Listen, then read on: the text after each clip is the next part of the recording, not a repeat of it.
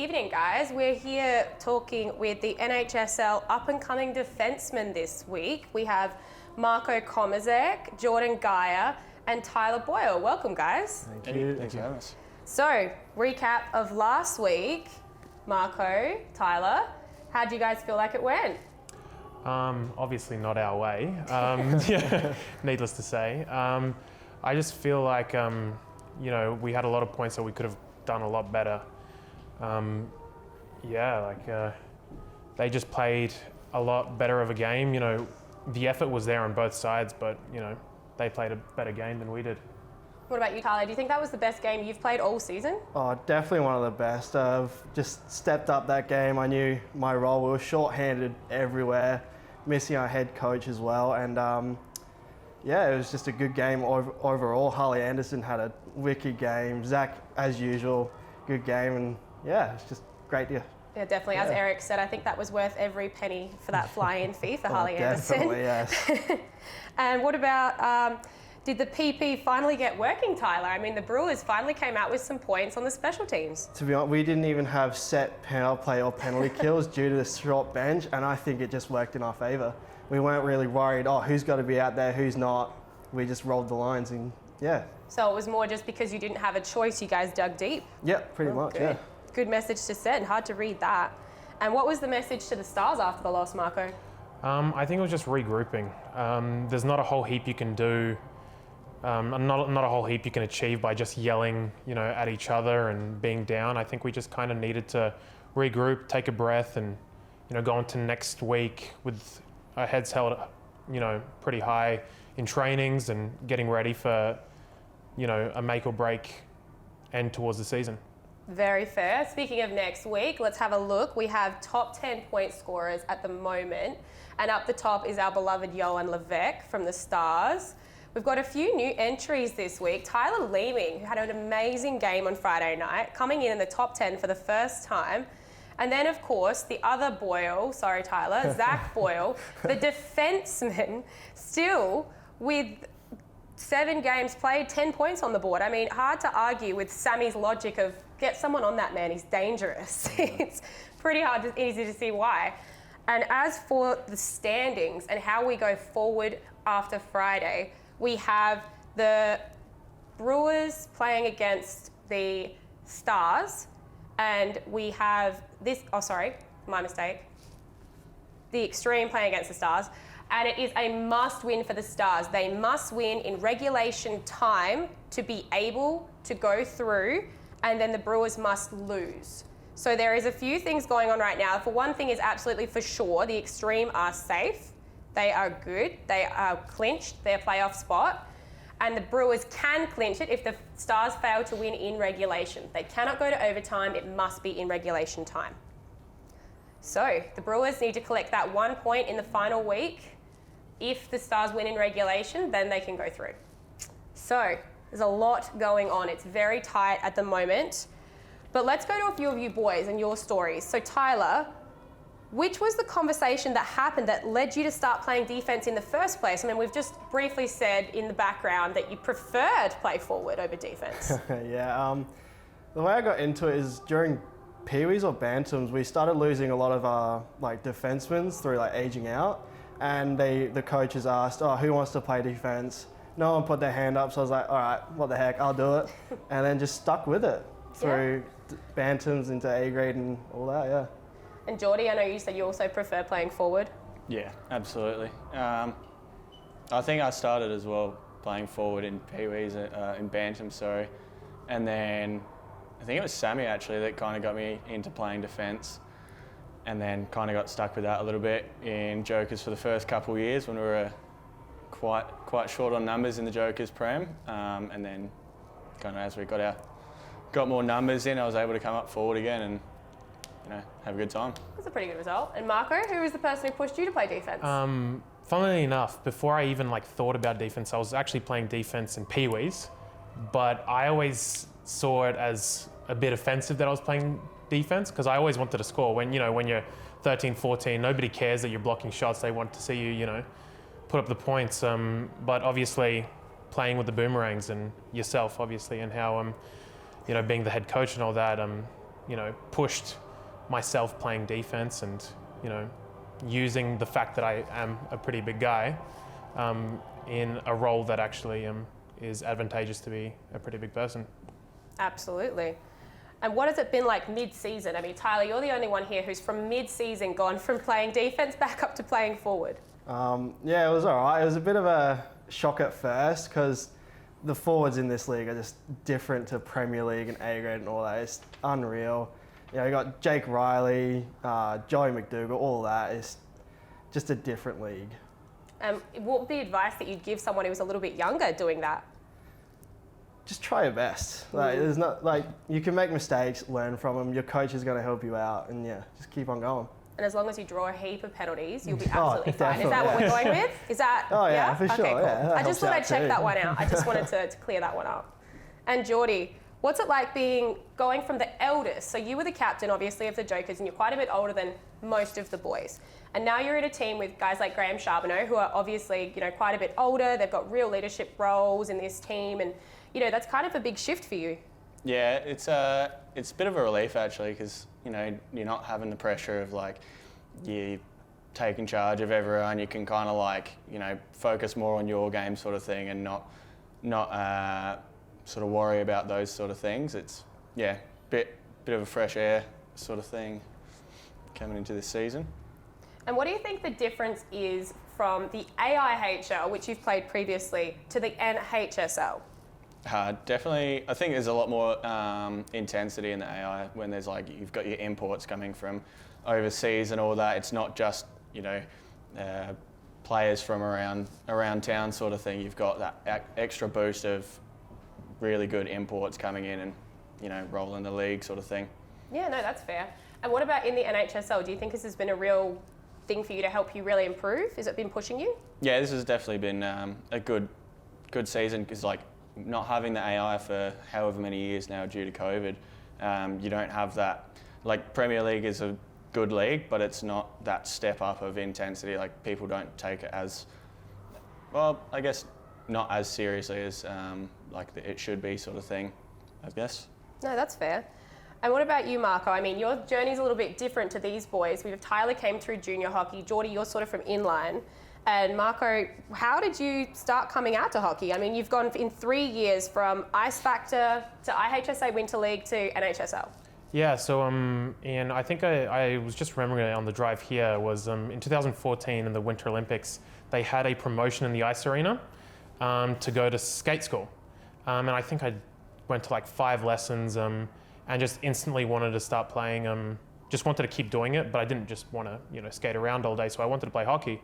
And at the time I was playing karate, doing karate at a pretty high level, and at the time I did have my black belt and I was competing, and I just wanted to, as a 14, 15-year-old, that's my new thing, and that's what I wanted to do.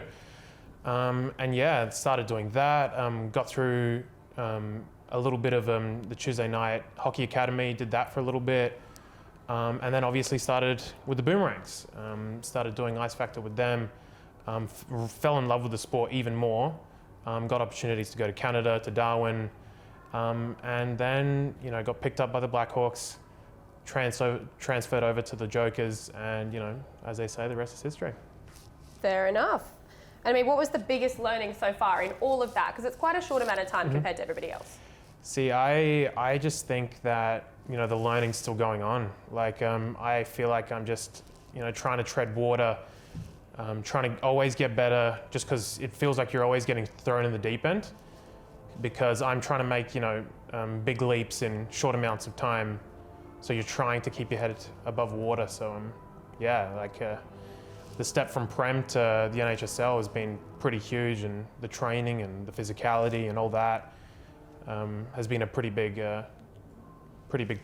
obstacle to overcome. No, that's fair.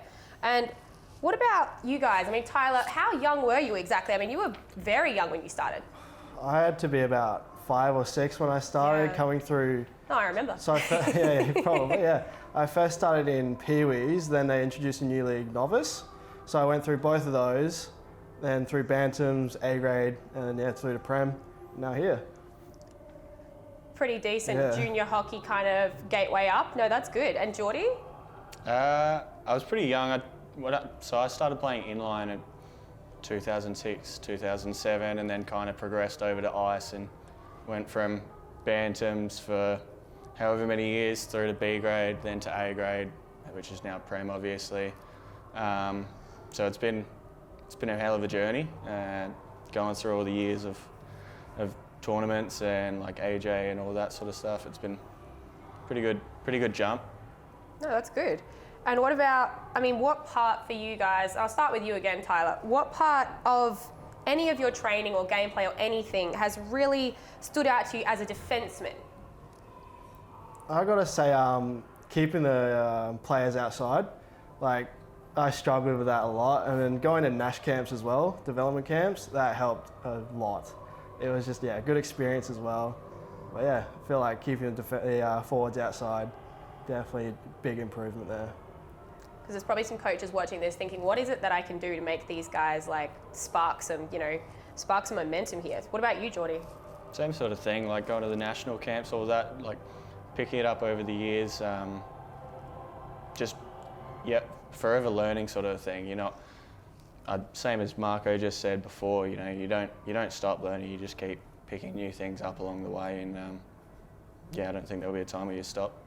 No, that's fair. What about you, Marco? So what part of your training has helped you develop most as a defenseman? Probably, training with the likes of the Hardings and guys like that who don't care who you are, how old you are, how big you are.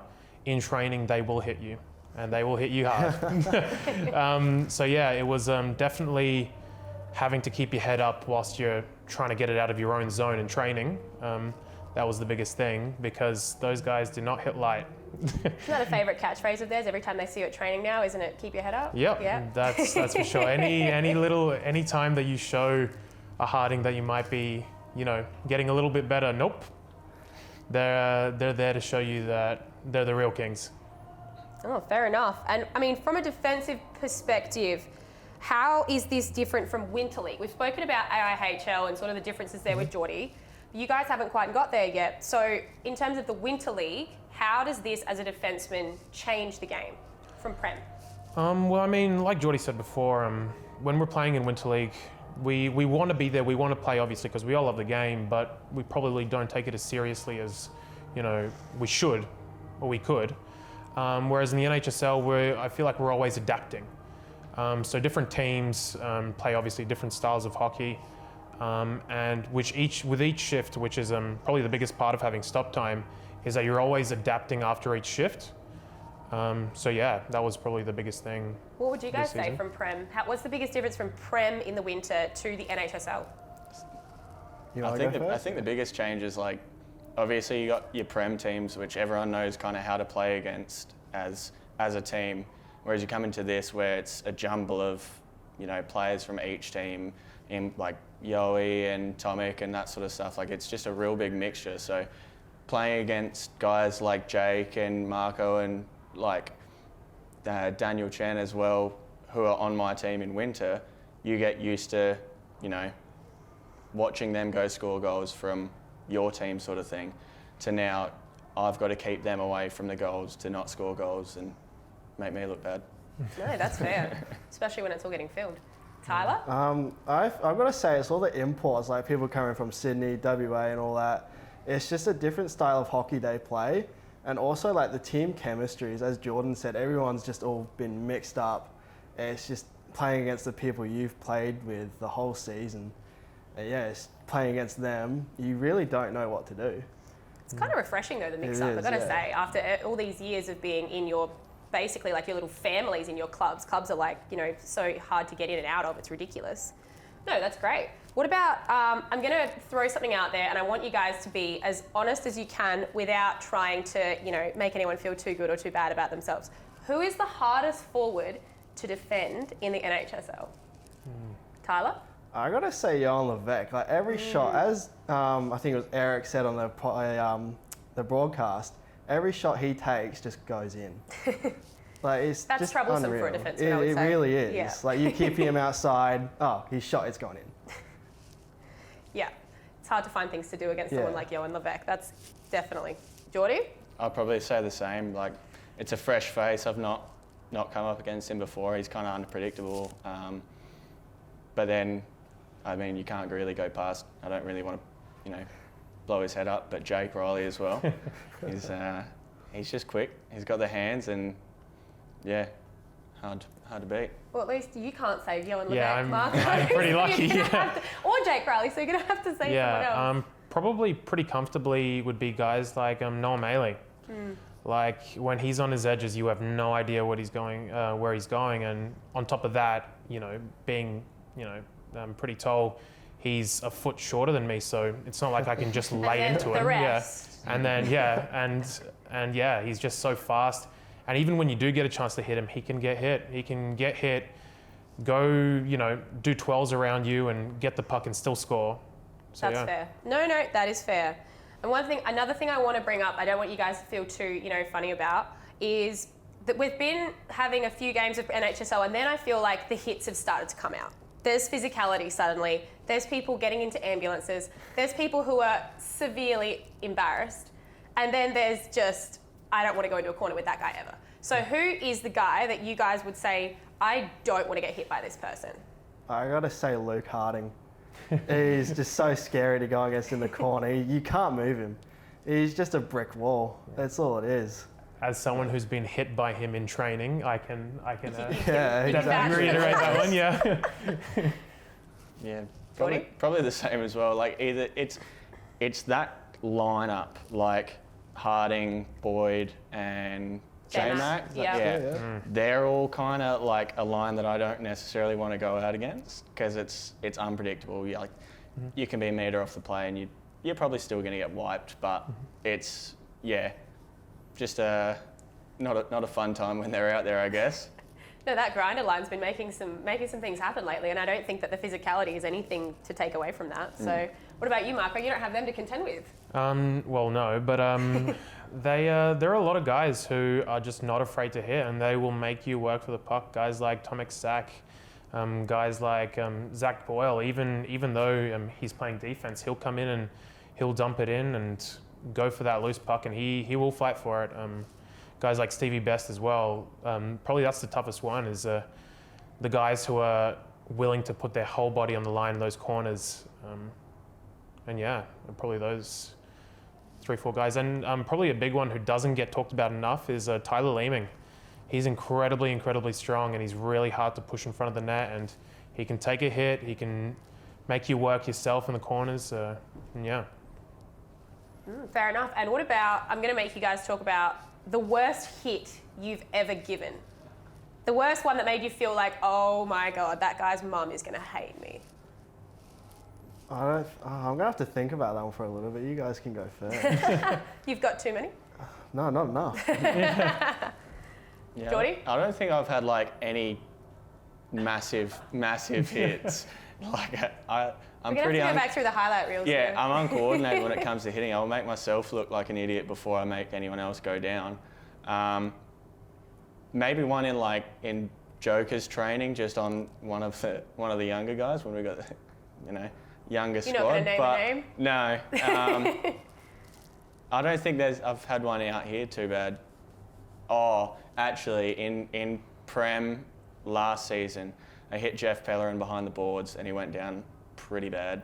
But we're good friends, so he's all right with that. Oh, that's fine. Marco? One that wasn't on camera was probably with Luke Harding. Definitely wasn't a big hit by any means, but I was on the blue line and he was coming out of the zone with his head down. And I, didn't see the face, didn't see the number or the jersey, and I just, did what any defenseman would do, was pinched, dropped my shoulder into him a little bit, and needless to say, the shift after that, I got absolutely wrecked in the corner going head first after getting a hit from him in training, yeah. No, that is fair enough. The discussions we've had today about Luke Harding, I'm sure everybody can imagine why. Yeah. So, no, that's fair. And what about the other way around? The worst hit you've ever had given to you? I've got a good one for this. So this was at Nash Camp my last year. I was coming behind the net. I went to cut towards, and I can't remember who it is, but it just laid me out. I was actually unconscious. It was just unreal. It was a big hit as well. But yeah, that's mine. I got hit pretty bad from Reece Bounty from the Brewers. Like, this was in Prem, gave me a concussion. That was pretty rough. I think that's one big one I can think about. I mean, mine's pretty obvious. It's filmed and it's on a highlight reel. Yeah, it was. Yeah, I think so. Yeah. So Sorry, yeah, Adrian. yeah. Obviously, tried to step up on, Esposito, and he showed me every single game and year of experience that he had. And yeah, that one definitely didn't feel great. Was winded for a couple minutes, and yeah, was seeing a couple butterflies flying around my head, but had to kind of bite the bullet and play the rest of the game. No, that's fair. And while we're on the topic of hitting, anyone watching the game last week who saw David Dumptruck Madsen and Reece Bounty in the middle of the ice, Yeah. what's going through your minds? You're all either watching it or you're there. What's going through your mind when that hit happens? Because that was a textbook, clean as a whistle, but my God, how terrifying hit. I was actually on the bench watching that, and I saw Madsen line him up. I'm like, this is going to be massive. Because Reece isn't a little boy. It was like, you could feel that through the bench. But yeah, sadly Reece actually done his ankle as well, so it was a pretty bad way to land, but it was a massive hit. It's definitely, watching that, it's something that you wish you could do in a game. Like, you could see that coming from a long way. Like, Dumper was just beelining for Reece, and I don't think he really stood a chance when he looked up and saw who was in front of him. Yeah. I mean, on the especially on the D bench, we just kind of loved how nonchalant he was about it. Yeah. How oh yeah, just another day in the office. Like, he just kind of did that, Michael Jordan, yeah, whatever. He barely flinched. Yeah, yeah, and that was really funny to see. But more than that, it was just good to finally see Dump, throwing his body around, and he's one of the older guys on the D side, so having him as someone to look up to in a physicality sense was pretty good, especially that game.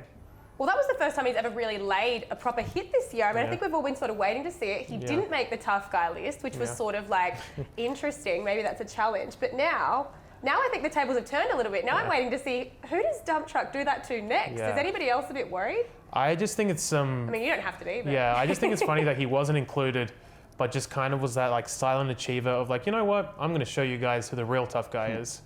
And I just think I think the biggest thing we can learn from it is the ability to read the hit.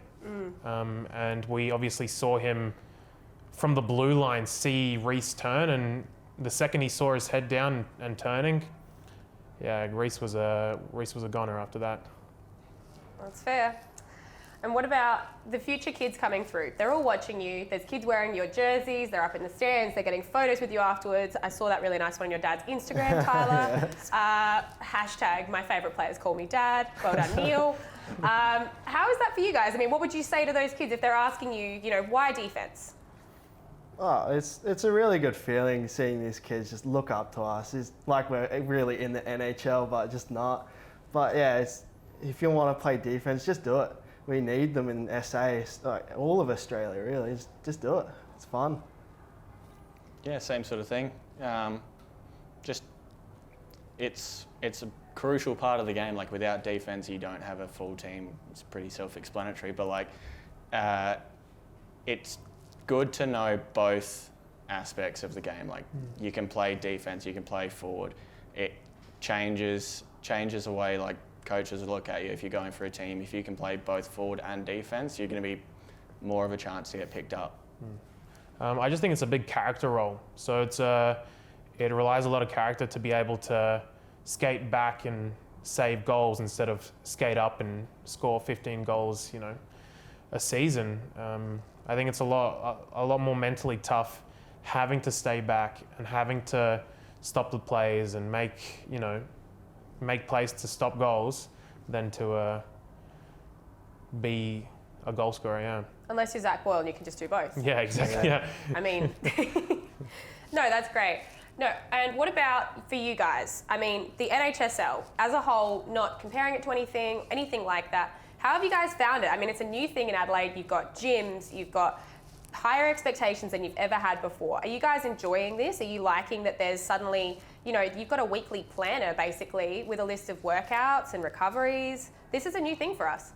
Yeah, I've actually found it really fun. It's definitely refreshing, as you said, and like with the gyms and all that, all the teams just coming together. We go to the Big Shed as their sponsors are for us, and yeah, just different. The coaches, everything like that.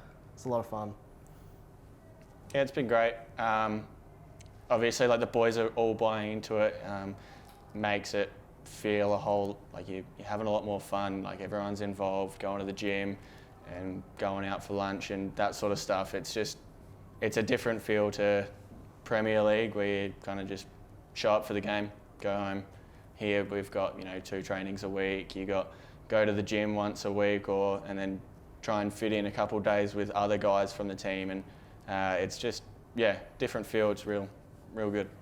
Yeah, no, I completely agree. Just being able to play as a team is the big thing. You sweat together, you lose together, you win together, you bleed together.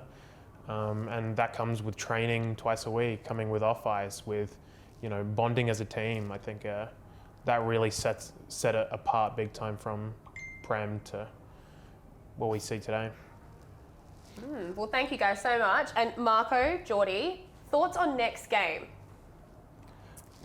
Now that you're sitting in front of each other. Well, we're going to be quite far away from each other on each blue line, but no, I think it's going to be.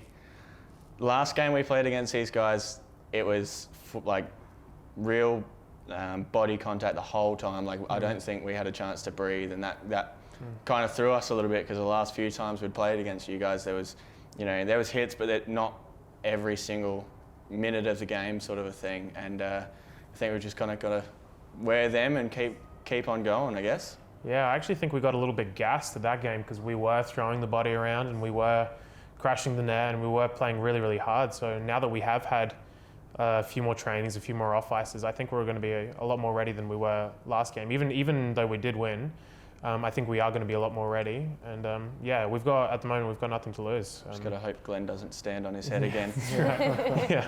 Shout out to Glenn Fourth White. Yeah, making saves he shouldn't have. No, guys, one more question. I'm going to throw this one out there. This isn't in the script. Who's going to the championship round? Who's getting knocked and who's going to be there? Well, Tyler? Obviously, Brills are going to be there. Oh, well, No who doubt else? about that. Okay. I don't know. I think it's just going to be an absolute nail biter between these two. I'm looking forward to seeing that second line, step up and just score some goals as well. Geordie, who's it going to be? Well, obviously I'm hoping the Brewers, because these guys have to beat us to come into it. So we're going with Brewers on this one. Yeah, honestly, I think that's what's so great about this league, is like it can go either way. Like, we could turn around and completely blow, 7-goal lead. Yeah. Or we could, we could turn around and beat these guys convincingly. Like that's the type of league that we have. So I really think it's completely anybody's championship. Well, there you have it. This Friday is going to be the game to watch. It's going to be everything you need to see. Whoever wins in regulation time, they will go through, and then we will find out who goes to play against the Extreme. But thank you guys so much for coming in. This was a lot of fun. Thanks for having us. No worries.